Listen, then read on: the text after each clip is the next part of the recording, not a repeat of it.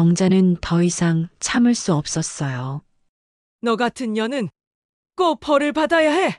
정자가 소리치자 윤희가 갑자기 일어났습니다. 어머니, 그런데 어머니가 이걸 어떻게 증명할 건데요? 뭐라고? 정자가 반문하자 윤희는 비웃었어요. 제가 지금 한 말들 녹음이라도 했나요? 증거가 있나요? 윤희의 말에 정자는 깨달았어요. 자백을 받았지만 녹음을 하지 않았다는 걸 말이에요. 그리고 그 휴대폰은 이미 초기화했어요. 어젯밤에 말이에요. 윤희의 말에 정자는 좌절했어요. 가장 중요한 증거가 사라진 거였습니다. 어머니는 정말 순진하세요. 이런 일에는 경험이 필요한데 어머니는 너무 아마추어예요. 윤희의 말에 정자는 분노와 좌절감을 동시에 느꼈어요. 오늘 사연을 시작하기 전에 구독과 좋아요 버튼을 눌러주시면 당신의 하루에 작은 기쁨이 더해질 거예요. 구독과 좋아요는 무료입니다. 그럼 사연 시작하겠습니다. 서울 변두리 골목길, 세월의 흔적이 고스란히 남아있는 오래된 단독주택이 아침 햇살을 받으며 조용히 숨쉬고 있습니다. 이 집에는 75살의 박정자가 살고 있어요. 남편을 일찍 하늘나라로 떠나보낸 지 벌써 10년이 넘었지만 정자는 여전히 남편이 심어놓았던 작은 화단을 정성스럽게 가꾸고 있습니다. 새벽 6시 정자는 어김없이 눈을 떴습니다. 잠자리에서 일어나 창문을 열면서 깊은 숨을 들이마셨죠. 찬 공기가 폐 깊숙이 스며들면서 하루를 시작할 힘이 솟아났습니다. 정자는 물뿌리개를 들고 마당으로 나갔어요. 화단에 핀 코스모스와 맨드라미가 아침 이슬을 머금고 반짝이고 있었습니다. 오늘도 예쁘게 피어주었구나. 정자는 꽃들에게 속삭이듯 말하며 조심스럽게 물을 주었습니다. 이 시간만큼은 그 누구의 방해도 받지 않는 정자만의 소중한 시간이었어요. 남편 영수가 살아있을 때 함께 가꾸던 이 화단은 이제 정자 혼자만의 추억 저장소가 되어버렸습니다. 가을 국화가 노란 꽃잎을 살짝 벌리며 인사하는 모습을 보니 영수가 마지막으로 심어놓았던 그 국화가 생각났어요. 영수야, 내가 심은 국화가 올해도 이렇게 예쁘게 피었다. 정자는 무릎을 꿇고 앉아 흙을 만지작거렸습니다. 거친 손가락 사이로 부드러운 흙이 스며들었죠. 남편이 세상을 떠나기 전 마지막 가을, 함께 심었던 구근들이 해마다 꽃을 피워내고 있었습니다. 마치 남편이 아직도 곁에 있다는 듯이 말이에요. 집안에서는 며느리 윤희의 발소리가 들려왔어요. 쿵쿵거리는 소리가 아침의 평온함을 깨뜨렸습니다. 정자는 괜히 마음이 무거워졌어요. 아들 민수와 결혼한 지 벌써 7년이 지났는데도 윤희와는 여전히 어색한 사이입니다. 서로 예의는 지키지만 마음이 통하지 않는 느낌이었어요. 윤희는 항상 정중했지만 진심이 느껴지지 않았습니다. 부엌에서 아침을 준비하던 윤희가 마당으로 나왔습니다. 35살의 윤희는 키가 크고 날씬했어요. 언제나 깔끔하게 화장을 하고 옷차림도 단정했습니다. 어머니, 오늘도 시장 다녀오세요? 전 좀 늦을 것 같아요. 윤희의 목소리에는 늘 그렇듯 형식적인 정중함만 있을 뿐이었습니다. 정자는 고개를 끄덕이며 윤희를 바라봤습니다. 그래, 알았다. 너는 일 보고 와라. 윤희는 직장을 다니지 않았어요. 결혼 전에는 회사에서 일했다고 했지만 결혼 후에는 집에서 살림을 하고 있었죠. 그런데 요즘 들어 외출이 잦아졌습니다. 친구를 만난다고 하거나 쇼핑을 한다고 하거나 늘 어딘가로 나가곤 했어요. 윤희가 돌아서는 모습을 바라보며 정자는 속으로 생각했습니다. 저 표정, 늘 무슨 생각을 하는지 알 수가 없네. 윤희는 항상 무표정했어요. 웃을 때도 눈은 웃지 않았고 슬플 때도 진짜 슬픈 건지 알 수 없었습니다. 정자는 처음엔 윤희가 내성적인 성격인 줄 알았어요. 하지만 시간이 지날수록 뭔가 다른 느낌이었습니다. 마치 가면을 쓰고 있는 것 같달까요? 아침 식사 시간 민수가 넥타이를 매며 부엌으로 들어왔습니다. 엄마, 오늘 회사 일이 좀 바빠서 늦을 것 같아요. 민수는 정자에게 다가와 볼에 뽀뽀를 했어요. 40이 넘은 아들이지만 여전히 엄마에게는 어린 아이 같았습니다. 키는 아버지를 닮아 크고 성격은 착했어요. 다만 너무 순하다는 게 때로는 걱정이었죠. 그래, 몸 조심하고 다녀와라. 요즘 일이 많은 것 같은데 무리하지 마라. 정자는 아들의 등을 쓰다듬었습니다. 민수는 중견기업에서 과장으로 일하고 있었어요. 성실하고 책임감이 강해서 직장에서도 인정받고 있었죠. 부모로서는 대견한 아들이었습니다. 다만 아내를 너무 믿고 의지한다는 게 가끔 걱정이었어요. 윤희는 식탁에 앉아 커피만 마시고 있었어요. 아침을 거의 먹지 않았습니다. 몸매 관리를 한다는 이유였죠. 저는 오늘 친구들 만나고 와요. 저녁은 밖에서 먹을 것 같아요. 정자는 고개만 끄덕였습니다. 윤희가 어떤 친구들을 만나는지, 어디서 뭘 하는지 자세히 말해본 적이 거의 없었어요. 정자도 굳이 묻지 않았습니다. 며느리도 자신만의 생활이 있을 테니까요. 하지만 가끔은 궁금했어요. 결혼 전 윤희의 친구들을 본 적이 거의 없었거든요. 결혼식에도 친구들이 몇 명 오긴 했지만 그 후로는 집에 친구를 데려온 적이 한 번도 없었습니다. 윤희의 부모님도 결혼식 이후로는 거의 왕래가 없었어요. 지방에 산다는 이유였지만 명절에도 내려가지 않는 걸 보면 가족 관계가 소원한 것 같았습니다.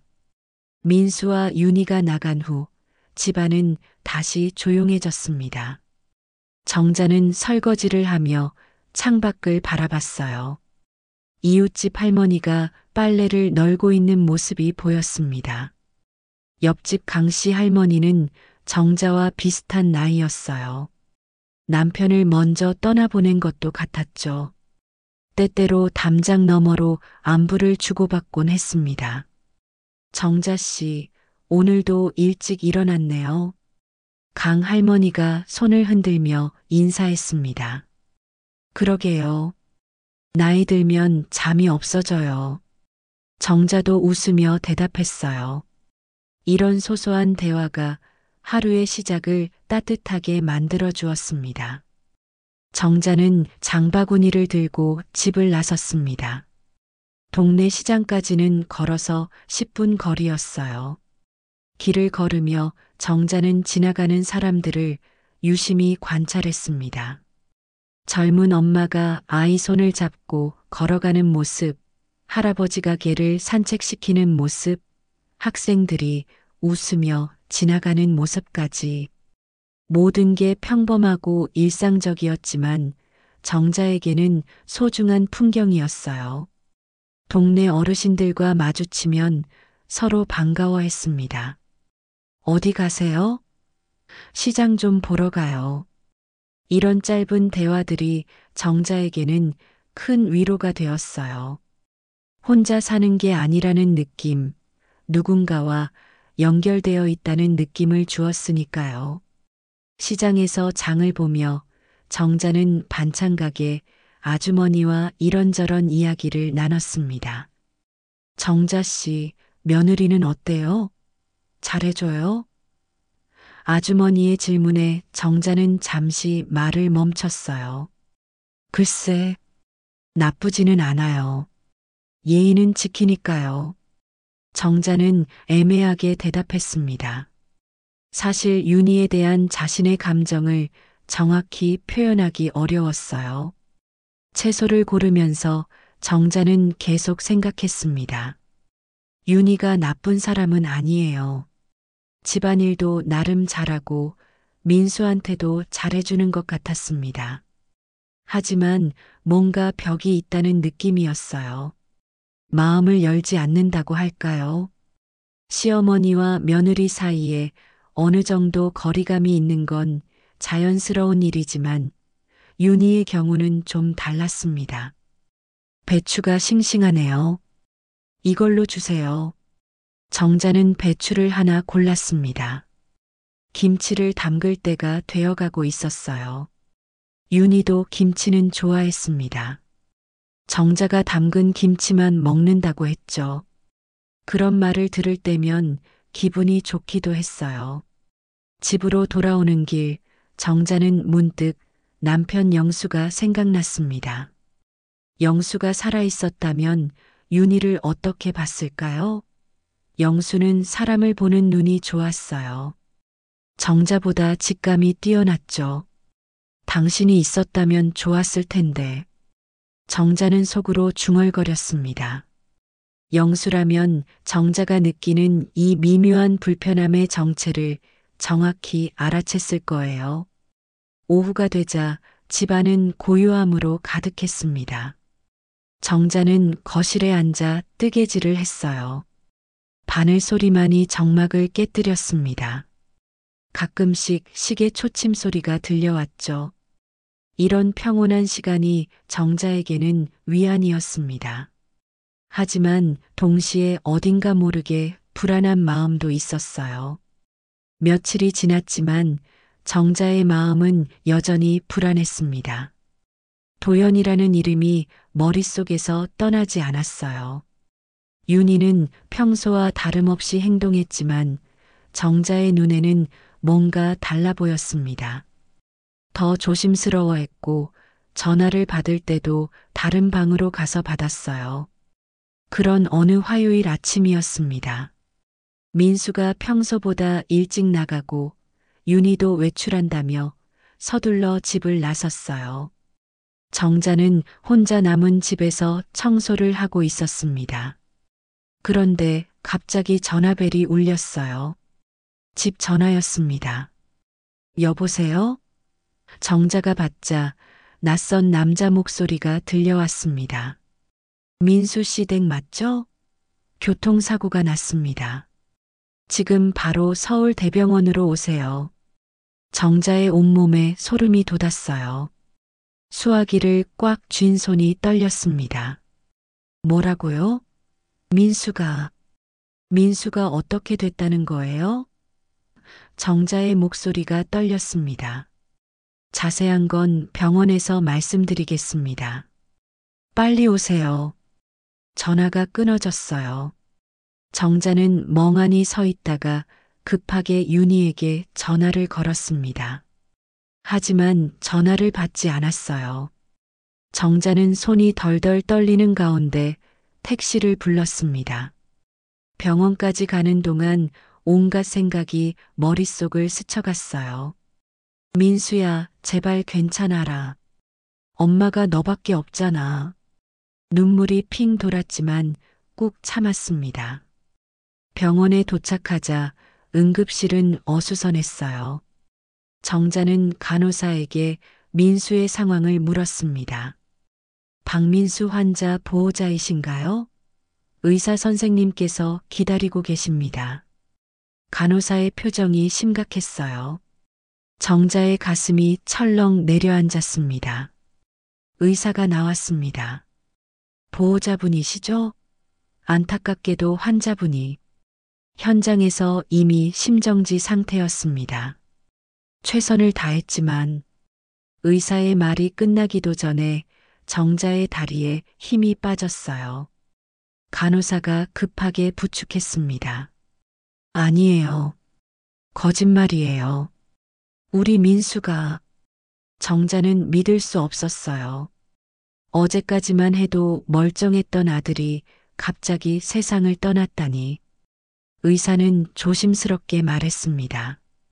차량이 가드레일에 충돌했는데 브레이크가 제대로 작동하지 않았던 것 같습니다. 경찰에서 정확한 조사를 하고 있어요. 그때 윤희가 병원에 도착했습니다. 얼굴이 하얗게 질린 채 뛰어왔어요. 어머니, 민수는 어떻게 됐어요? 정자는 윤희를 바라봤습니다. 윤희의 눈에 눈물이 고여 있었지만 뭔가 어색했어요. 진짜 슬픔인지 확신이 서지 않았습니다. 우리 민수가 떠났단다. 정자의 목소리는 떨렸어요. 윤희는 그 자리에 주저앉으며 울기 시작했습니다. 안 돼요. 민수야.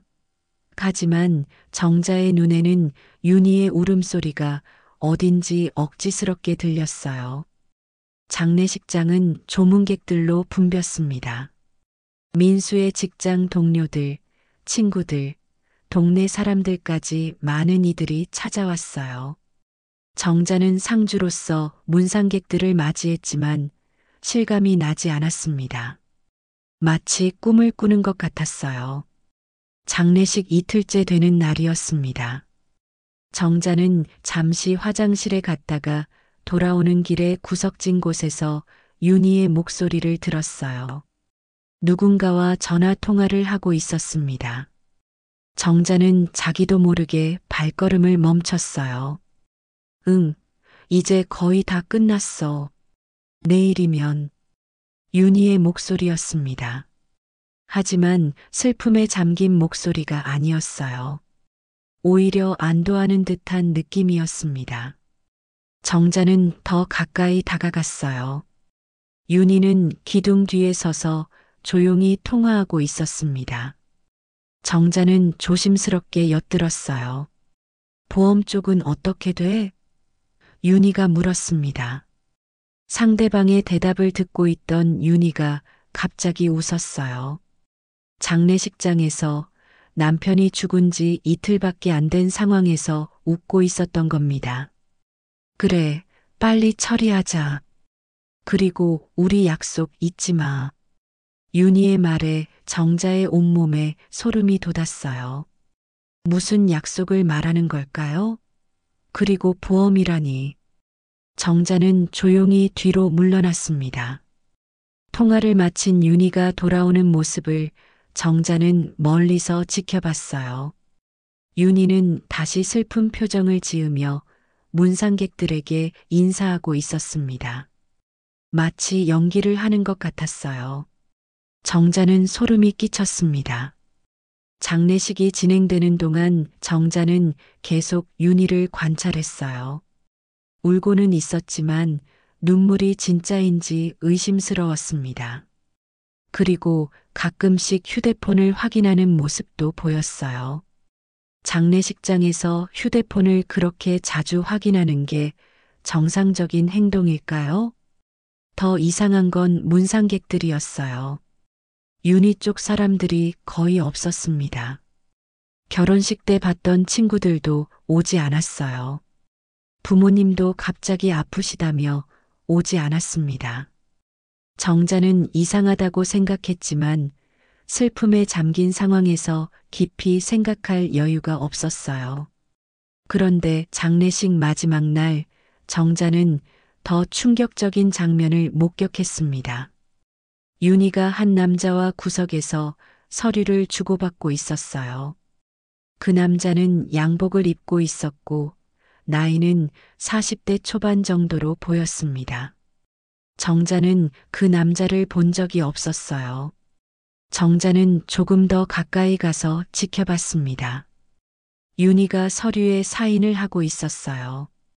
그리고 그 서류 맨 위에 생명보험금 청구서라는 글자가 선명하게 보였습니다. 정자의 가슴이 서늘해졌어요. 남자가 서류를 받으며 윤희에게 뭔가 말했습니다. 윤희는 고개를 끄덕이며 작은 봉투를 받았어요. 그리고는 서로 미소를 지었습니다. 남편의 장례식장에서 보험금 청구 서류를 주고받으며 웃고 있는 윤희의 모습을 본 정자는 온몸이 떨렸습니다. 이게 무슨 일이지? 민수가 죽은 지 사흘밖에 안 됐는데. 정자는 믿고 싶지 않았어요.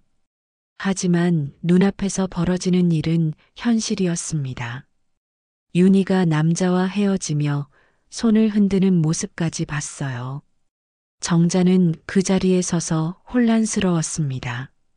설마 윤희가 민수의 죽음을 미리 계획했던 건 아니겠죠? 아니면 단순히 보험 처리를 빨리 하려는 것뿐일까요? 하지만 장례식장에서의 그 웃음, 그 여유로운 모습은 도저히 이해할 수 없었어요.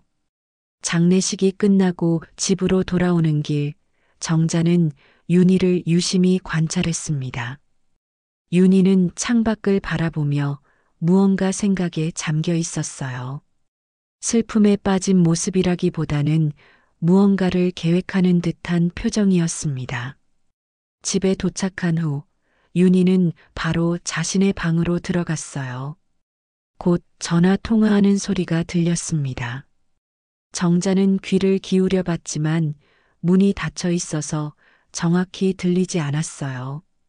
다만 윤희의 목소리가 평소보다 밝다는 것만 알 수 있었습니다. 정자는 거실에 혼자 앉아 생각했습니다. 내가 너무 예민한 건가? 윤희도 충격을 받았을 텐데. 하지만 아무리 생각해도 윤희의 행동은 이상했어요. 진짜 슬퍼하는 사람의 모습이 아니었습니다. 그날 밤 정자는 잠을 이룰 수 없었어요. 아들을 잃은 슬픔도 컸지만 윤희에 대한 의심이 더 괴로웠습니다. 혹시 자신이 잘못 본 건 아닐까요? 아니면 정말로 윤희가 뭔가 숨기고 있는 걸까요? 정자의 밤은 길고 어두웠습니다. 장례식이 끝난 지 일주일이 지났습니다. 정자는 아들을 잃은 슬픔 속에서도 윤희의 행동을 계속 지켜봤어요. 윤희는 겉으로는 상처받은 며느리를 연기하고 있었지만 정자의 눈에는 뭔가 달라 보였습니다. 윤희의 외출이 더욱 잦아졌어요. 병원에 가야 해요. 친구가 위로해준다고 해서요라며 하루에도 몇 번씩 집을 나갔습니다. 그런데 돌아올 때마다 얼굴에는 묘한 여유가 있었어요. 슬픔에 잠긴 사람의 모습이 아니었습니다. 어느 날 아침 윤희가 또 외출한다며 서둘러 나갔어요. 정자는 혼자 남은 집에서 민수의 방을 정리하기 시작했습니다. 아들의 유품을 하나하나 만지며 눈물을 흘렸어요. 서랍을 열어보니 민수가 아껴 입던 옷들과 함께 중요한 서류들이 있었습니다. 그런데 이상한 게 있었어요. 통장 몇 개가 보였는데 정자가 모르는 통장이 하나 있었습니다. 정자는 그 통장을 자세히 들여다봤어요. 최근 몇 달 동안 큰 금액이 인출된 기록이 있었습니다. 한 번에 몇백만 원씩 총 2천만 원 가까이 빠져나갔어요. 민수가 이런 큰 돈을 왜 뽑았지? 정자는 의아했습니다. 민수는 평소 돈 관리를 철저히 하는 편이었거든요. 가계부도 꼼꼼히 적고 용돈도 정해진 만큼만 쓰는 아들이었어요. 그런 민수가 이렇게 큰 돈을 인출할 이유가 없었습니다. 정자는 더 자세히 살펴봤어요. 인출 날짜를 보니 모두 평일 낮 시간이었습니다. 민수가 회사에 있을 시간이었죠. 그럼 누가 이 돈을 뽑은 걸까요? 정자의 머릿속에 윤희의 얼굴이 떠올랐습니다. 그때 현관문이 열리는 소리가 들렸어요. 윤희가 돌아온 것 같았습니다. 정자는 급하게 통장을 원래 자리에 넣고 자연스럽게 옷을 정리하는 척했어요. 윤희가 계단을 올라오는 발소리가 들렸습니다. 어머니, 뭐 하세요?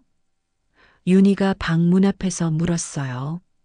민수 옷 좀 정리하고 있다. 정자가 대답하자 윤희의 표정이 순간 굳어졌습니다. 혹시 서랍도 보셨어요? 윤희의 목소리에 긴장감이 섞여 있었어요. 응, 좀 봤지. 왜? 정자가 반문하자 윤희는 잠시 망설이더니 말했습니다.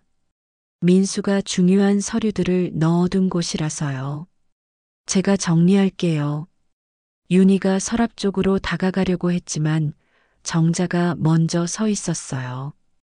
괜찮다. 내가 할 수 있어. 정자는 단호하게 말했습니다. 윤희는 더 이상 말하지 않고 자기 방으로 들어갔어요. 하지만 정자는 윤희의 그 표정을 놓치지 않았습니다. 뭔가 숨기고 있다는 확신이 들었어요. 그날 저녁 정자는 교회 친구 순애를 만났습니다. 순애는 정자와 같은 나이로 남편을 먼저 떠나보낸 같은 처지였어요. 정자에게는 가장 믿을 만한 친구였습니다. 순애야, 너한테 좀 물어볼 게 있어. 정자는 조심스럽게 말을 꺼냈어요. 보험 말인데 혹시 한 사람이 보험을 여러 개 들 수 있나? 순애는 고개를 끄덕였습니다. 그럼 당연하지. 생명보험도 여러 개 들 수 있고 다 받을 수 있어. 정자의 표정이 어두워졌어요. 그럼 혹시 남편 몰래 보험을 들어놓을 수도 있는 거야? 순애는 정자를 자세히 바라봤습니다. 정자야, 무슨 일 있어? 왜 갑자기 보험 얘기를 하는 거야? 정자는 망설이다가 윤희에 대한 의심을 털어놨어요. 장례식장에서 본 일, 통장에서 발견한 인출 내역, 윤희의 이상한 행동들까지. 순애는 정자의 말을 조용히 들었습니다. 정자야, 그건 정말 이상하다. 장례식장에서 보험 청구를 한다고? 순애도 놀란 표정이었어요. 보통 최소 일주일은 지나야 하는 건데. 그리고 그렇게 큰 돈을 몰래 뽑는다는 것도 이상해. 순애는 더 심각한 가능성을 제기했습니다. 혹시 보험이 2개 이상인 건 아니겠지? 민수 몰래 윤희가 다른 보험을 들어놓았을 수도 있어. 정자는 그 말에 깜짝 놀랐어요. 생각해보니 그럴 가능성이 충분했습니다. 그럼 어떻게 알아볼 수 있을까? 정자가 물었어요. 순애는 생각하더니 말했습니다. 보험 증권을 찾아봐야 해. 분명히 집 어딘가에 있을 거야. 그리고 혹시 모르니까 민수 회사에도 물어봐. 단체 보험 말고 다른 거 있는지. 집으로 돌아온 정자는 윤희가 외출한 틈을 타서 집안을 뒤져봤어요. 윤희의 방은 들어갈 수 없었지만 다른 곳들을 자세히 살펴봤습니다. 거실 서랍, 부엌 찬장, 민수의 옷장까지 구석구석 찾아봤어요. 한참을 찾던 중 민수 옷장 맨 위쪽에서 서류 봉투를 발견했습니다. 정자는 의자를 가져와 올라가서 그 봉투를 꺼냈어요. 봉투 안에는 여러 서류들이 들어 있었습니다. 첫 번째는 민수가 회사에서 가입한 단체 생명보험증권이었어요. 보험금은 3천만 원이었습니다. 그런데 그 아래에 또 다른 보험증권이 있었어요. 정자는 깜짝 놀랐습니다. 개인 생명보험증권이었는데 보험금이 2억 원이었거든요. 더 놀라운 건 가입 날짜였어요. 불과 6개월 전이었습니다. 그리고 수익자는 배우자 윤희로 되어 있었어요. 정자의 손이 덜덜 떨렸습니다. 민수가 이런 큰 보험에 가입한 걸 정자는 전혀 몰랐어요. 하지만 가장 충격적인 건 3번째 서류였습니다. 또 다른 생명보험증권이었어요. 보험금이 5천만 원, 가입일은 석 달 전이었습니다. 이것도 수익자는 윤이었어요. 총 보험금이 2억 8천만 원이나 되었습니다. 정자는 주저앉았어요. 이게 무슨 일이지? 민수가 언제 이런 큰 보험들에 가입했을까요? 그리고 왜 정자에게는 말하지 않았을까요? 더욱 이상한 건 가입 시기였어요. 최근 몇 달 사이에 연달아 가입했다는 게 우연일까요? 그때 현관문이 열리는 소리가 들렸어요. 윤희가 돌아오는 것 같았습니다. 정자는 급하게 서류들을 정리해서 원래 자리에 넣었어요. 의자도 재빨리 치우고 자연스럽게 행동했습니다. 어머니, 뭐 하세요? 윤희가 계단을 올라오며 물었어요. 그냥 민수방 좀 보고 있었다. 정자는 최대한 평정을 유지하려고 했습니다. 하지만 마음은 복잡했어요. 그날 밤 정자는 잠을 이룰 수 없었어요. 보험 증권들이 계속 머릿속에 맴돌았습니다. 2억 8천만 원이라니. 그리고 모든 수익자가 윤이라니. 민수의 죽음이 정말 단순한 사고였을까요? 정자는 더 충격적인 가능성을 생각했습니다. 혹시 윤희가 민수를 죽음으로 몰아갔던 건 아닐까요? 보험금을 노리고 말이에요. 하지만 그럴 리 없다고 부정하고 싶었어요. 아무리 그래도 그런 끔찍한 일이 일어날 리는 없잖아요. 하지만 증거들이 너무 명확했어요. 최근에 거액보험 가입, 통장에서 빠진 돈, 장례식장에서의 이상한 행동까지 모든 게 우연이라고 하기에는 너무 많은 의혹이 있었습니다. 정자는 결심했어요. 더 자세히 알아봐야겠다고. 순애의 말대로 민수 회사에도 물어보고 보험회사에도 연락해봐야겠다고 생각했습니다. 아들의 죽음에 대한 진실을 반드시 밝혀내야 했어요. 다음 날 아침 정자는 윤희를 유심히 관찰했습니다. 윤희는 평소와 다름없이 아침을 준비하고 있었어요. 하지만 정자의 눈에는 모든 게 연기로 보였습니다.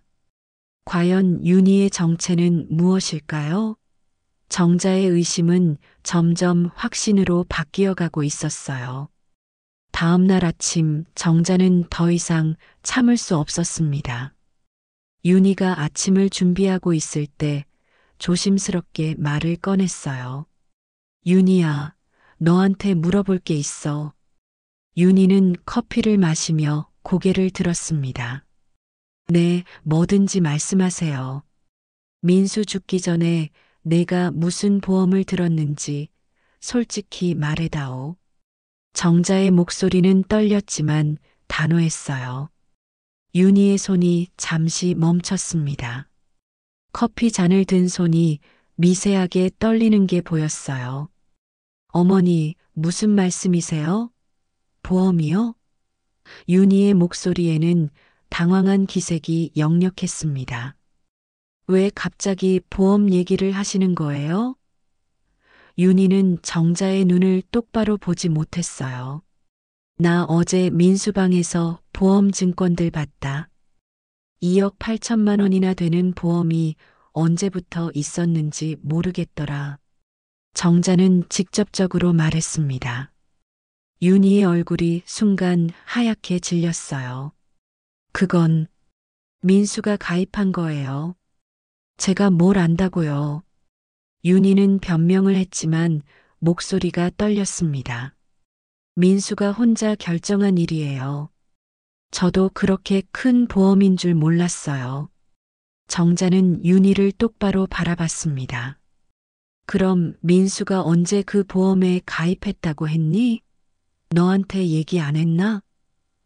윤희는 잠시 말을 못했어요. 뭔가 거짓말을 지어내려는 듯 했습니다. 몇 달 전에 회사에서 권유받았다고 했어요. 윤희의 대답은 확신이 없었어요. 그래서 혹시 몰라서 가입했다고요. 저도 자세한 건 몰라요. 하지만 정자는 더 예리하게 물었습니다. 그럼 왜 수익자가 다 너로 되어 있니? 보통은 부모도 넣지 않나? 이 질문에 윤희는 완전히 당황했어요. 대답을 하지 못하고 있었습니다. 그건 민수가 저를 사랑해서. 윤희의 목소리는 점점 작아졌어요. 부부니까 당연한 거 아니에요? 하지만 윤희의 눈빛에는 미묘한 비웃음이 스쳤습니다. 마치 늙은 시어머니가 뭘 안다고라는 듯한 표정이었어요. 정자는 그 순간 확신했습니다. 윤희가 뭔가 숨기고 있다는 걸 말이에요. 윤희야, 나 바보 아니다. 너 지금 거짓말하고 있는 거 다 안다. 정자의 목소리에 분노가 섞였습니다. 윤희는 갑자기 태도를 바꿨어요. 어머니, 왜 저를 의심하세요? 전 민수랑 함께 살았던 사람이에요. 민수를 사랑했던 사람이라고요. 윤희의 목소리가 높아졌습니다. 하지만 그 목소리에는 진짜 감정이 느껴지지 않았어요. 사랑했다고? 장례식장에서 웃으면서 보험 서류 주고받는 게 사랑이냐? 정자도 목소리를 높였습니다. 내가 다 봤다. 내가 남자랑 서류 주고받으면서 웃는 것도. 윤희의 얼굴이 순간 굳어졌어요. 들킨 것 같은 표정이었습니다. 그건 보험 처리 때문이었어요. 빨리 정리해야 한다고 해서. 윤희는 또 변명했지만 설득력이 없었어요. 빨리 정리? 남편 죽은 지 사흘 만에? 정자는 믿을 수 없다는 듯 말했습니다. 그리고 통장에서 큰 돈도 빠졌더라. 그것도 내가 한 거냐? 윤희는 더 이상 대답하지 않았어요. 그냥 정자를 쳐다보고 있었는데 그 눈빛이 섬뜩했습니다. 마치 가면이 벗겨진 것 같았어요. 평소에 정중하고 조심스러운 모습은 온데간데 없고 차갑고 계산적인 눈빛만 남아 있었습니다. 어머니는 정말 모르시는 게 많으시네요. 윤희가 천천히 말했습니다. 목소리 톤이 완전히 바뀌었어요. 존댓말은 하고 있었지만 그 속에는 무시하는 기색이 역력했습니다. 정자는 소름이 돋았어요. 이게 정말 자신이 7년 동안 함께 살았던 며느리의 진짜 모습인 걸까요? 너 정체가 뭐냐? 정자가 떨리는 목소리로 물었습니다. 윤희는 냉소적으로 웃었어요. 정체요? 전 그냥 똑똑한 여자일 뿐이에요. 어머니처럼 순진하게 살지 않는 여자 말이에요. 그리고는 자리에서 일어났습니다. 민수는 좋은 남자였어요. 순하고 착하고 무엇보다 저를 믿어줬거든요. 윤희의 말에는 조롱하는 투가 섞여 있었어요. 그런 남자를 만나기 쉽지 않죠. 정자는 윤희의 말을 듣고 있으면서 온몸이 떨렸습니다. 그럼 너 정말로 민수를. 정자는 차마 말을 잇지 못했어요. 뭘 했다는 거예요? 윤희가 반문했습니다. 전 아무것도 안 했어요. 그냥 운이 나빴을 뿐이죠. 민수가 말이에요. 윤희의 말은 너무도 차갑고 잔인했습니다. 그 순간 정자는 확신했어요. 윤희가 민수의 죽음과 관련이 있다는 걸 말이에요. 하지만 증거가 부족했습니다. 단순한 의심만으로는 윤희를 어떻게 할 수 없었어요. 윤희야, 너 지금 위험한 얘기하고 있는 거 아니냐?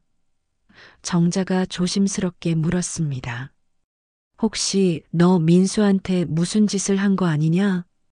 윤희는 다시 원래의 가면을 썼어요. 어머니, 무슨 말씀을 그렇게 하세요?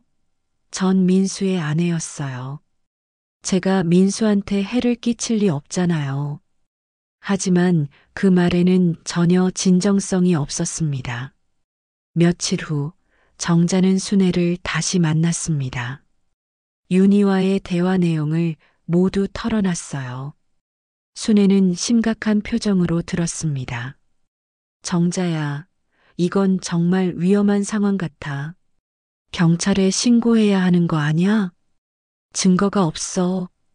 의심만으로는 어떻게 할 수 없잖아. 정자는 답답해했습니다.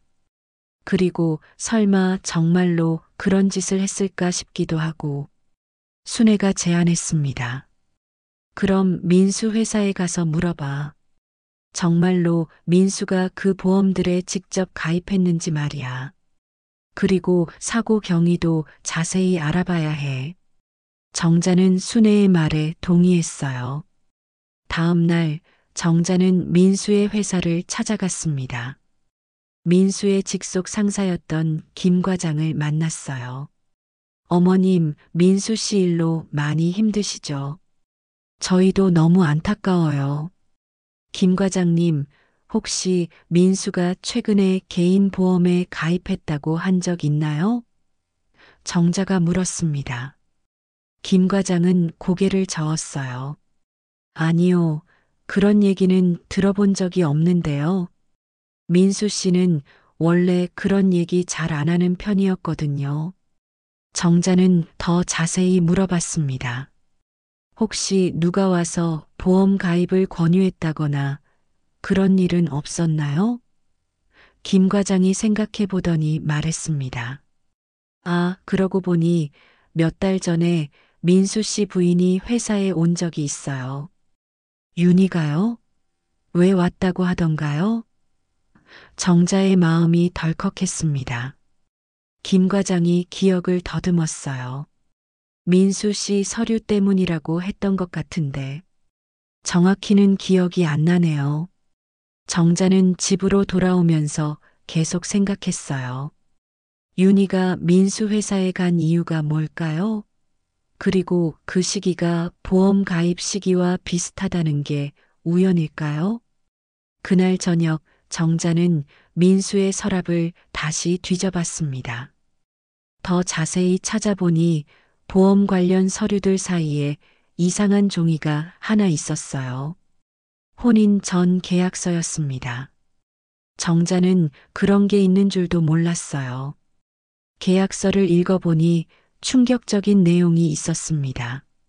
사망 시 모든 보험금과 재산은 배우자에게라는 조항이 명시되어 있었어요. 그리고 서명은 민수와 윤희 모두의 것이었습니다. 정자는 온몸이 떨렸어요. 이제 퍼즐이 맞춰지기 시작했습니다. 윤희가 처음부터 계획적으로 접근한 것 같았어요. 민수와 결혼하고 보험에 가입시키고 혼인 전 계약서까지 작성해서 모든 게 치밀하게 계획된 일이었던 겁니다. 하지만 여전히 결정적인 증거가 없었어요. 민수의 죽음이 정말 윤희가 계획한 것인지 확실하지 않았습니다. 정자는 더 확실한 증거를 찾아야 한다고 다짐했어요. 아들의 억울한 죽음을 그냥 넘길 수는 없었으니까요. 혼인 전 계약서를 발견한 지 며칠이 지났습니다. 정자는 밤잠을 설치며 윤희의 정체에 대해 계속 생각했어요. 이제 윤희가 처음부터 계획적으로 접근했다는 확신이 섰지만 결정적인 증거가 필요했습니다. 어느 날 아침 윤희가 또 외출한다며 서둘러 집을 나갔어요. 정자는 윤희의 방을 더 자세히 수색하기로 마음먹었습니다. 평소에는 들어가지 않던 윤희의 방이었지만 이제는 그럴 수 없었어요. 윤희의 방에 들어가니 깔끔하게 정리되어 있었습니다. 화장대 위에는 고급 화장품들이 가지런히 놓여 있었어요. 정자는 서랍을 하나씩 열어봤습니다. 첫 번째 서랍에는 액세서리들이, 두 번째에는 속옷들이 있었어요. 세 번째 서랍을 열었을 때 정자는 깜짝 놀랐습니다. 많은 현금이 다발로 묶여 있었어요. 대충 봐도 몇 천만 원은 되어 보였습니다. 이 돈이 어디서 나온 거지? 정자는 의아했어요. 윤희가 직장을 다니지 않는데 이런 큰 돈을 어떻게 모았을까요? 현금 아래에는 통장들이 있었어요. 정자가 모르는 통장들이었습니다. 몇 개를 꺼내보니 모두 윤희 명의였어요. 그런데 입금 내역이 이상했습니다. 최근 몇 달 동안 정기적으로 큰 금액이 들어와 있었어요. 이 돈들이 다 어디서 온 거지? 정자는 통장 내역을 자세히 살펴봤습니다. 입금자는 도연이라는 이름이었어요. 정자는 그 이름을 어디선가 들은 것 같았습니다. 그렇다. 며칠 전 윤희의 휴대폰에 계속 걸려왔던 그 이름이었어요. 정자는 더 찾아봤습니다. 옷장 깊숙한 곳에서 작은 상자를 발견했어요. 상자를 열어보니 연식이 있어 보이는 핸드폰과 사진들이 들어 있었습니다. 사진들을 보니 윤희가 낯선 남자와 함께 찍은 것들이었어요. 두 사람이 매우 친밀해 보였습니다. 핸드폰을 열어 메시지들을 읽어보니 더욱 충격적이었어요. 모두 도연이라는 남자가 윤희에게 보낸 것들이었습니다. 윤희야, 계획대로 잘 되고 있어. 조금만 더 참아. 보험금 들어오면 우리 함께 새로운 삶을 시작하자. 민수는 너무 순진해서 우리 계획을 눈치채지 못할 거야 같은 내용들이었어요. 정자의 온몸에 소름이 돋았습니다. 이제 모든 게 명확해졌어요. 윤희가 도연이라는 남자와 함께 민수를 이용해 보험금을 타내려는 계획을 세웠던 겁니다. 그리고 그 계획이 성공했던 거예요. 가장 충격적인 내용은 마지막 것이었습니다. 민수가 죽기 일주일 전에 주고받았던 대화 내용이었어요. 윤희야, 이제 마지막 단계만 남았어. 브레이크 작업은 내가 할 테니까 너는 알리바이만 확실히 해도 사고처럼 보이게 할 수 있을 거야. 정자는 메시지를 읽으면서 손이 덜덜 떨렸습니다. 브레이크 작업이라니. 그럼 민수의 죽음이 정말 사고가 아니었던 거예요? 윤희와 도연이 계획적으로 민수를 죽인 거였던 겁니다. 그 순간 현관문이 열리는 소리가 들렸어요. 윤희가 돌아온 것 같았습니다. 정자는 급하게 핸드폰과 사진을 원래 자리에 넣고 상자를 닫았어요. 그리고 서둘러 방을 나왔습니다. 어머니, 집에 계셨어요? 윤희가 계단을 올라오며 물었어요. 응, 있었다. 정자는 최대한 평정을 유지하려고 했지만 목소리가 떨렸습니다. 윤희는 정자의 표정을 유심히 살폈어요. 혹시 제 방에 들어가셨어요?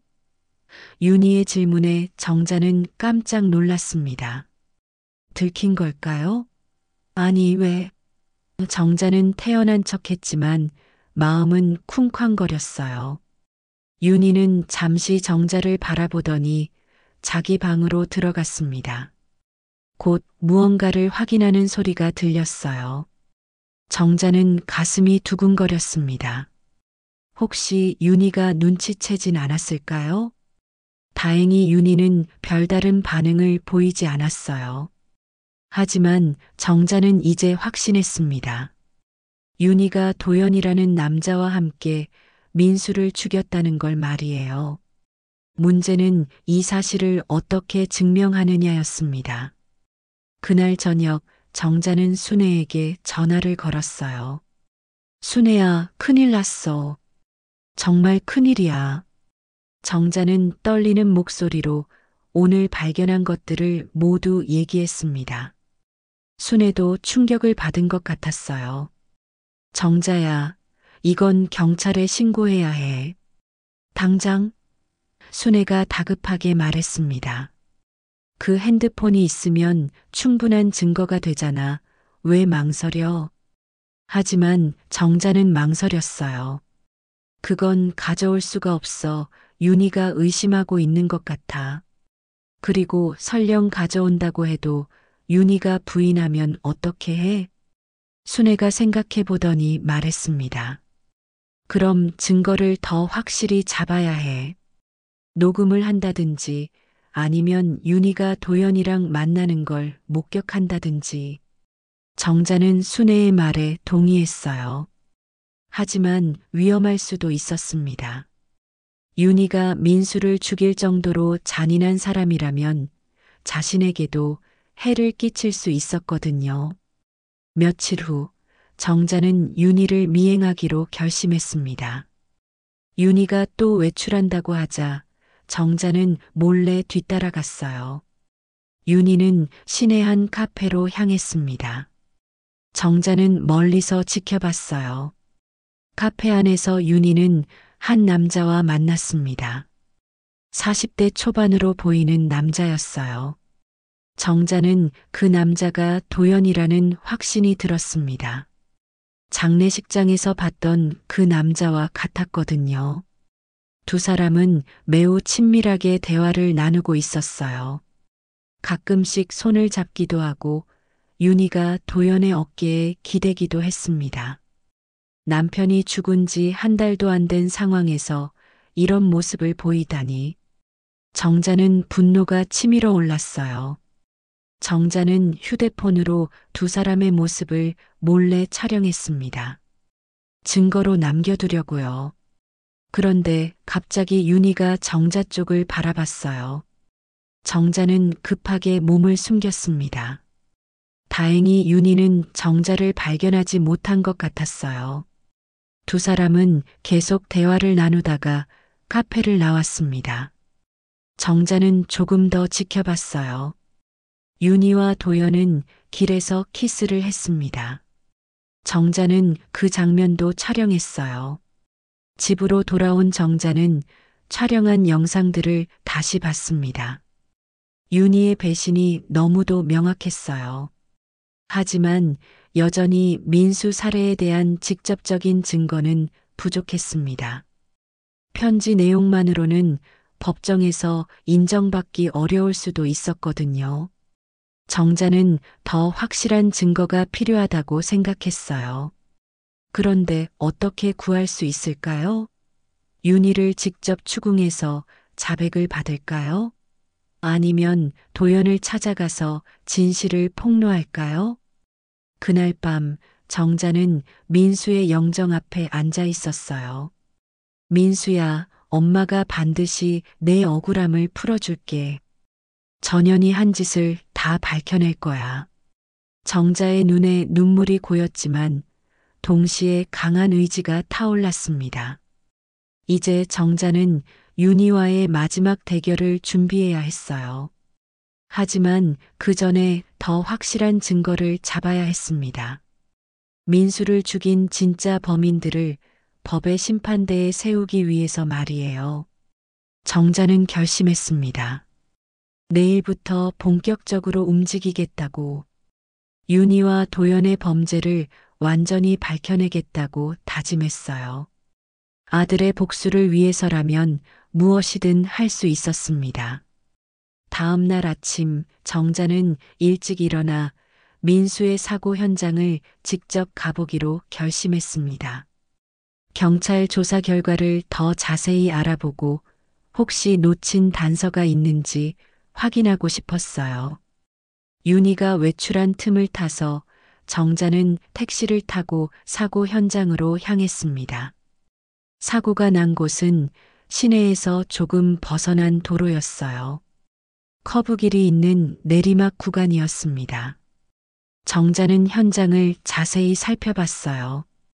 가드레일에는 아직도 민수차의 충돌 흔적이 남아 있었습니다.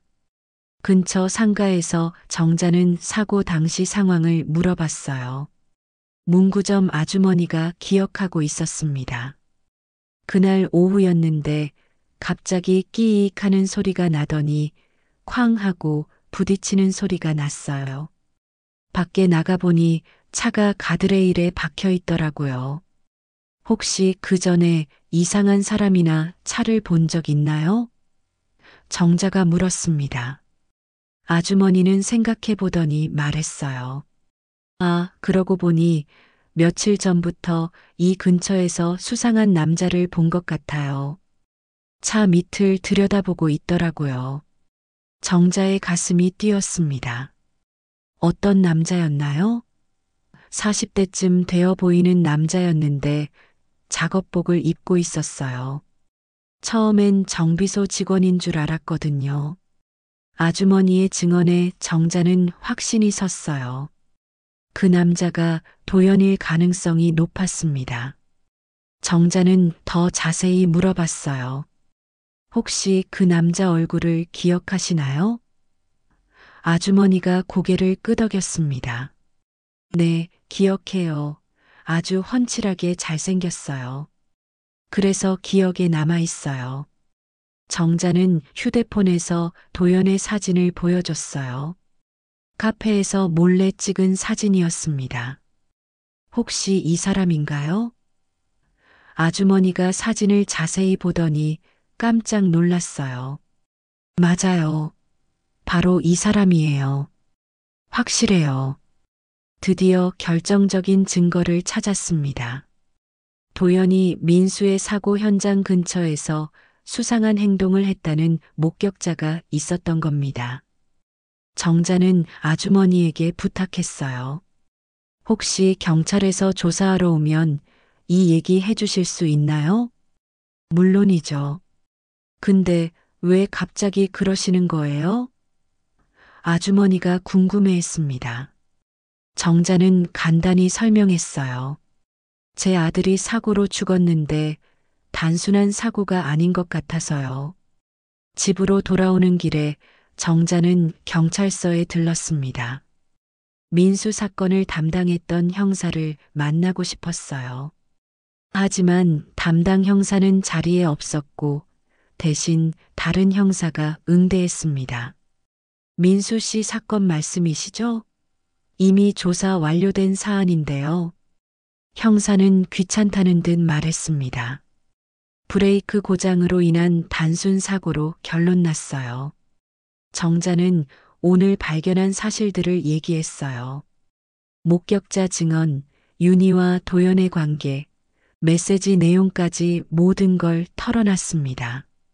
하지만 형사는 반신반의하는 표정이었어요. 할머니, 그런 추측만으로는 재수사하기 어려워요. 확실한 물증이 있어야 하거든요. 형사의 말에 정자는 답답했습니다. 그럼 어떻게 해야 하나요? 혹시 그 핸드폰과 사진들을 가져올 수 있다면 검토해보죠. 하지만 불법적으로 취득한 증거는 법정에서 인정받기 어렵다는 점 알아두세요. 형사의 말에 정자는 좌절했어요. 마치 수사를 하지 않겠다는 말로 들렸거든요. 집에 돌아온 정자는 윤희가 아직 나가 있는 걸 확인하고 다시 윤희의 방에 들어갔습니다. 이번에는 그 상자를 모두 가져올 생각이었어요. 하지만 상자를 열어보니 증거들이 모두 사라져 있었습니다. 윤희가 역시 눈치챈 건가? 정자는 당황했어요. 분명히 어제까지 있었던 핸드폰과 사진들이 모두 없어졌습니다. 윤희가 정자의 수색을 의심하고 증거를 없앤 것 같았어요. 하지만 정자는 포기하지 않았습니다. 다른 곳을 더 찾아봤어요. 옷장 깊숙한 곳, 침대 밑, 화장대 뒤까지 구석구석 뒤졌습니다. 그런데 베개 밑에서 또 다른 휴대폰 하나를 발견했어요. 윤희의 예비 휴대폰인 것 같았습니다. 정자는 휴대폰을 켜봤어요. 다행히 이번에도 잠금이 걸려 있지 않았습니다.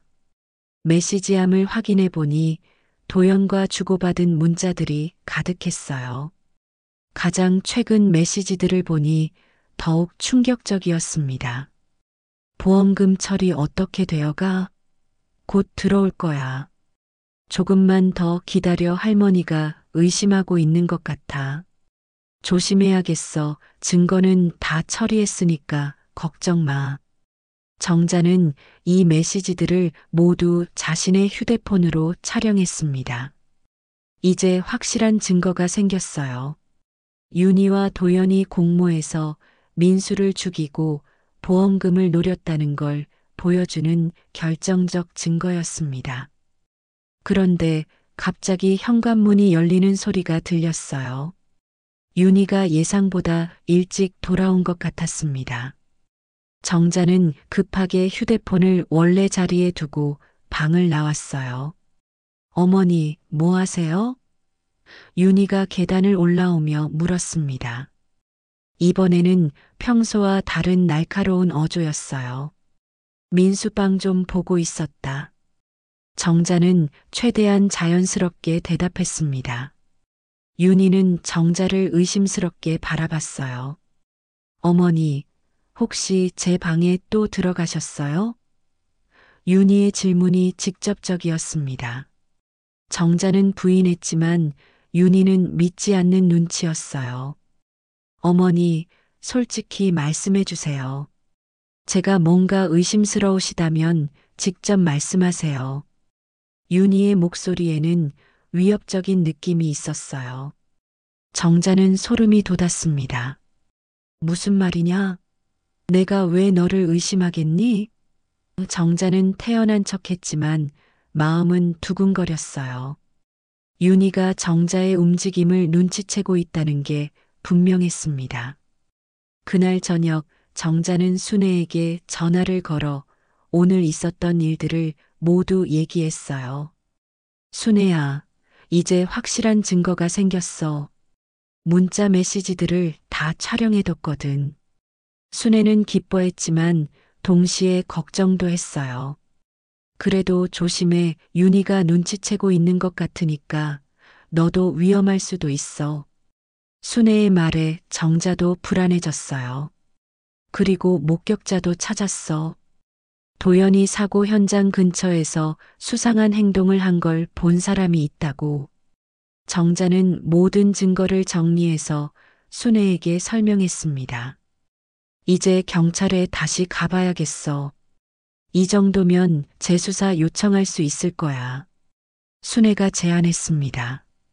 정자도 동의했어요. 하지만 그 전에 더 확실한 증거를 확보하고 싶었습니다. 정자는 결심했어요. 내일 윤희를 직접 추궁하겠다고. 이제 충분한 증거가 있으니까 윤희가 부인해도 소용없을 거라고 생각했습니다. 드디어 아들의 억울함을 풀 때가 온 것 같았어요. 하지만 정자는 몰랐습니다. 윤희가 이미 정자의 움직임을 파악하고 있다는 걸 말이에요. 그리고 윤희가 정자를 어떻게 처리할지 계획하고 있다는 것도요. 다음 날 아침 정자는 마침내 윤희와의 마지막 대결을 준비했습니다. 모든 증거를 정리해두고 순애에게도 미리 연락해서 만약의 상황에 대비했어요. 윤희가 아침을 먹고 있을 때 정자는 단호한 표정으로 식탁에 앉았습니다. 윤희야, 우리 얘기 좀 하자. 정자의 목소리는 평소와 달랐어요. 윤희는 커피 잔을 든 손을 멈추고 정자를 바라봤습니다. 무슨 얘기요? 윤희의 목소리에도 경계심이 느껴졌어요. 정자는 휴대폰을 꺼내 어제 촬영한 문자 메시지 사진들을 윤희에게 보여줬습니다. 이게 뭐냐? 윤희의 얼굴이 순간 하얗게 질렸어요.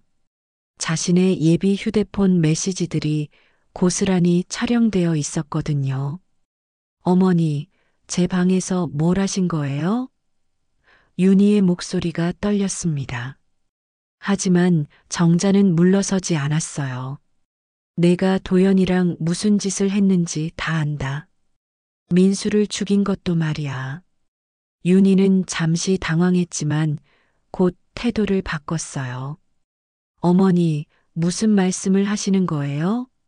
그런 억지 추측으로 저를 범인으로 만들려고 하시는 거예요? 윤희는 여전히 부인하고 있었습니다. 억지 추측? 정자는 냉소적으로 웃었어요. 그럼 이것도 억지냐? 정자는 더 많은 증거들을 보여줬습니다. 도연과의 사진, 목격자 증언, 보험 가입 내역까지 모든 걸 차례로 보여줬어요. 윤희는 점점 몰리고 있었습니다. 하지만 여전히 저항했어요. 그건 다 오해예요. 도연은 그냥 친구일 뿐이고 보험도 민수가 가입한 거라고요. 하지만 윤희의 변명은 설득력이 없었어요. 정자는 결정타를 날렸습니다. 그럼 브레이크 작업 얘기는 뭐냐? 내가 도연한테 보낸 문자에 다 나와 있잖아. 윤희는 완전히 말문이 막혔어요. 더 이상 변명할 거리가 없었습니다. 그때 윤희의 표정이 완전히 바뀌었어요. 평소의 가면이 완전히 벗겨진 것 같았습니다. 그래요, 맞아요. 제가 다 했어요. 윤희는 갑자기 자백하기 시작했어요. 민수는 정말 바보였어요. 저를 완전히 믿고 있었거든요. 윤희의 목소리에는 조롱하는 투가 섞여 있었어요. 보험 가입할 때도 아무 의심 없이 사인했어요. 정말 순진했죠. 정자는 윤희의 말을 듣고 있으면서 분노가 치밀어 올랐습니다. 너 정말 미친 거 아니냐? 어떻게 남편을 그렇게 죽일 수 있어? 정자의 목소리가 떨렸어요. 윤희는 냉소적으로 웃었습니다. 사랑이요? 저한테는 민수가 그냥 돈벌이 수단이었어요. 처음부터 계획된 일이었다고요. 윤희의 고백은 너무도 냉정하고 잔인했어요. 도연과는 언제부터 알고 지냈는데? 정자가 물었습니다. 민수 만나기 전부터요. 도연이 이런 일을 여러 번 해봤거든요.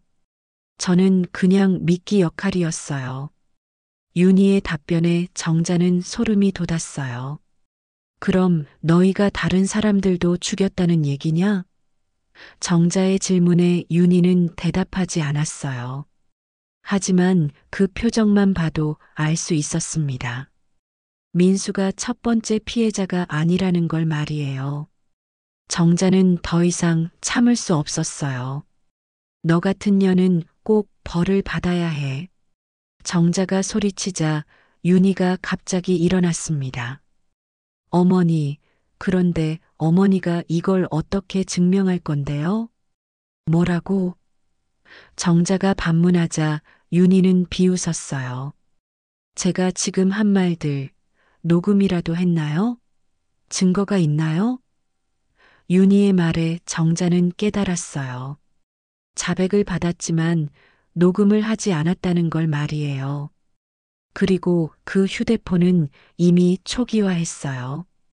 어젯밤에 말이에요. 윤희의 말에 정자는 좌절했어요.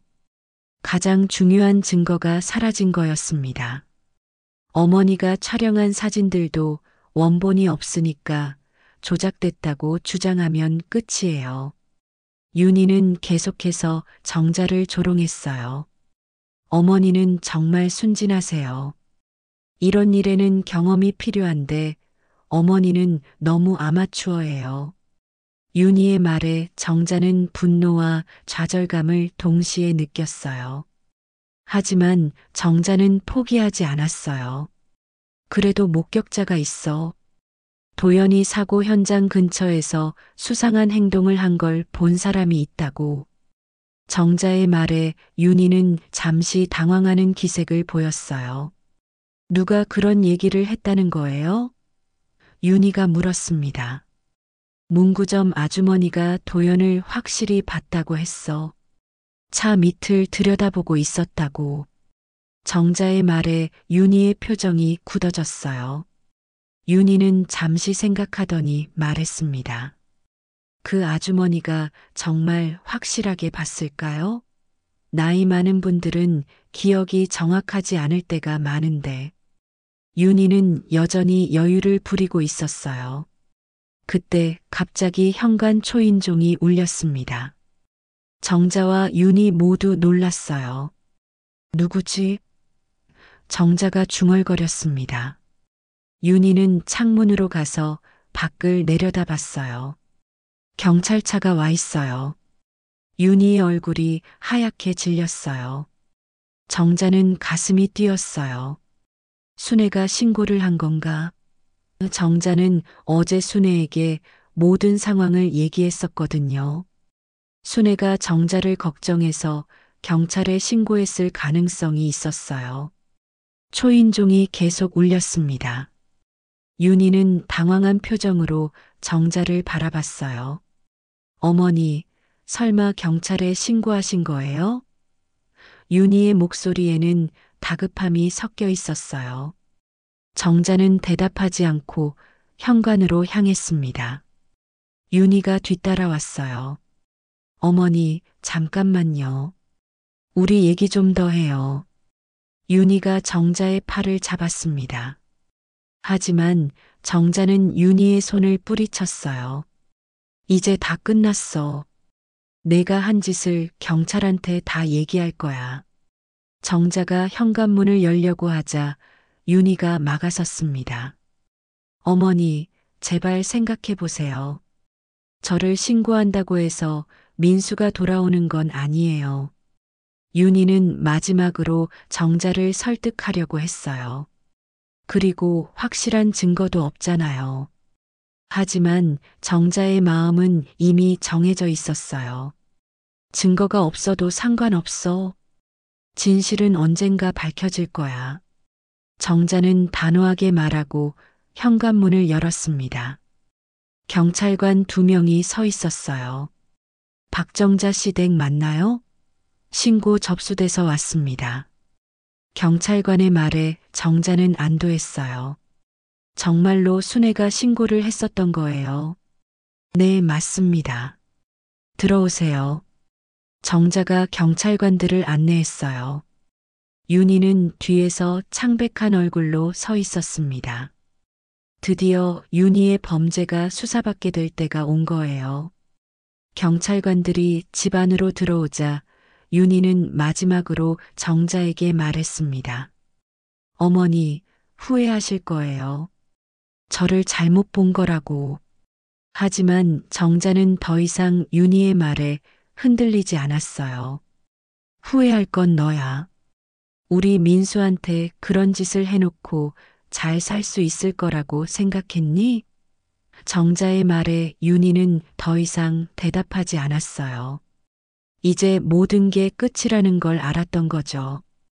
경찰이 도착한 후 상황은 빠르게 전개되었습니다. 정자는 경찰관들에게 지금까지 수집한 모든 증거와 윤희의 자백 내용을 상세히 설명했어요. 처음에는 반신반의하던 경찰관들도 정자의 체계적인 설명을 듣고 나서는 진지하게 받아들였습니다. 윤희 씨, 일단 서에 가서 조사를 받으셔야겠습니다. 경찰관이 윤희에게 말했어요. 윤희는 마지막까지 저항했습니다. 저는 아무것도 안 했어요. 어머니가 저를 모함하는 거예요. 하지만 이미 늦었어요. 며칠 후 본격적인 수사가 시작되었습니다. 경찰은 정자가 제공한 단서들을 바탕으로 도연을 체포했어요. 도연은 처음에는 부인했지만 윤희가 먼저 자백하면서 모든 진실이 드러났습니다. 수사 과정에서 충격적인 사실들이 밝혀졌어요. 윤희와 도연은 이미 다른 2명의 남성을 같은 방법으로 죽였던 전력이 있었습니다. 모두 보험금을 노린 계획적 범행이었어요. 민수는 3번째 피해자였던 겁니다. 도연은 자동차 정비 기술을 악용해서 브레이크를 조작했어요. 사고처럼 보이게 만드는 것이 그의 전문 분야였습니다.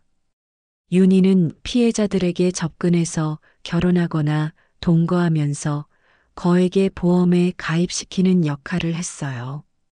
정자가 발견한 문구점 아주머니의 증언도 결정적인 역할을 했습니다. 아주머니는 경찰 조사에서 도연을 정확히 식별했고 사고 당일 이전에 여러 번 현장 근처에서 수상한 행동을 하는 모습을 목격했다고 증언했어요. 가장 놀라운 건 윤희의 과거였습니다. 윤희라는 이름조차 가명이었어요. 본명은 김선이었고 이미 사기와 보험 사기로 여러 번 전과가 있는 상습범이었습니다. 정자는 7년 동안 완전히 다른 사람과 함께 살았던 셈이었어요. 수사가 진행되면서 민수의 통장에서 빠진 돈의 행방도 밝혀졌습니다. 윤희가 보험료 납부와 자신들의 생활비로 사용했던 거예요. 민수는 죽기 전까지도 자신이 그렇게 큰 보험에 가입했는지조차 정확히 모르고 있었습니다. 재판이 시작되었습니다.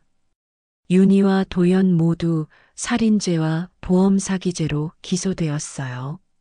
정자는 법정에서 증인으로 출석해 윤희의 범행을 증언했습니다. 윤희는 법정에서도 끝까지 자신의 잘못을 인정하지 않으려 했어요. 저는 민수를 사랑했어요. 그런 짓을 할 리 없어요. 윤희는 법정에서도 거짓말을 했습니다. 하지만 너무 많은 증거가 있었어요. 휴대폰 복구를 통해 삭제된 메시지들도 일부 복원되었고 도연의 자백도 윤희에게 불리하게 작용했습니다. 특히 다른 피해자들의 가족들도 법정에 나와 윤희와 도연을 증언했어요. 윤희의 수법은 항상 똑같았습니다. 착하고 순진한 남자들에게 접근해서 신뢰를 얻은 후 거액의 보험에 가입시키고 계획적으로 살해하는 것이었어요. 판결이 나왔습니다. 윤희는 무기징역, 도연은 사형을 선고받았어요. 정자는 법정에서 판결을 들으면서 복잡한 감정을 느꼈습니다. 아들의 억울함은 풀렸지만 마음이 완전히 편해지지는 않았어요. 몇 달이 지났습니다. 정자는 민수의 묘 앞에 서 있었어요. 민수야, 이제 편히 쉬어라. 엄마가 내 억울함 풀었다. 정자는 아들의 묘비를 쓰다듬으며 조용히 말했습니다. 가을바람이 불어와 국화꽃잎을 흩날렸어요. 그 나쁜 여자는 이제 다시는 다른 사람을 해치지 못할 거야. 엄마가 끝까지 포기하지 않아서 진실을 밝혀냈어. 정자의 목소리에는 안도감과 함께 깊은 슬픔이 섞여 있었어요. 정자는 민수의 유족연금과 보험금으로 작은 반찬 가게를 차렸습니다. 집 근처 상가에 마련한 작은 가게였어요. 민수네 반찬 가게라는 간판을 달았습니다. 아들의 이름을 걸고 새로운 시작을 하는 거였어요. 가게에는 매일 많은 단골 손님들이 찾아왔어요. 대부분 동네 어르신들이었습니다. 정자는 경제적으로 어려운 할머니들에게는 반찬을 무료로 나누어 주었어요. 나도 혼자 사는 처지라 마음을 아니까. 정자는 이웃들의 고마움을 표현했어요. 교회 친구 순애도 가게 일을 도와주었습니다. 정자야, 내가 이렇게 의지가 강한 줄 몰랐어. 정말 대단해. 순애는 정자를 진심으로 존경한다고 말했어요. 순애 덕분에 경찰 신고가 적절한 시기에 이루어질 수 있었던 거였어요. 가게 한쪽 벽에는 민수의 사진이 걸려 있었습니다. 정자는 매일 아침 가게를 열기 전에 민수의 사진에 인사를 했어요. 민수야, 오늘도 열심히 일할게. 너도 하늘에서 엄마 지켜봐줘. 어느 날 가게에 젊은 부부가 찾아왔어요. 사장님, 저희 결혼한 지 얼마 안 됐는데 어떻게 살아야 할지 조언 좀 해주세요. 정자는 그들을 보며 민수와 윤희의 모습이 떠올랐어요. 서로 진심으로 사랑하고 무엇보다 정직하게 살아야 해요. 정자는 젊은 부부에게 조언했습니다. 그리고 상대방을 완전히 믿기보다는 적당한 관심과 주의를 기울이는 것도 필요해요. 정자는 자신의 경험을 바탕으로 이웃들에게 조언을 해주었어요. 특히 혼자 사는 어르신들에게는 사기를 당하지 않도록 주의하라고 당부했습니다. 세상에는 좋은 사람도 많지만 나쁜 사람들도 있어요. 항상 조심해야 해요. 정자의 이야기는 동네에서 유명해졌어요. 며느리의 음모를 밝혀낸 용감한 시어머니라는 소문이 퍼졌습니다. 가끔 멀리서도 정자를 만나러 오는 사람들이 있었어요. 비슷한 상황에 처한 사람들이었죠. 정자 씨, 어떻게 그런 용기를 낼 수 있었어요? 한 방문객이 물었습니다. 정자는 잠시 생각하더니 대답했어요. 용기라기보다는 아들에 대한 사랑이었어요. 그리고 진실은 반드시 드러난다는 믿음이 있었거든요.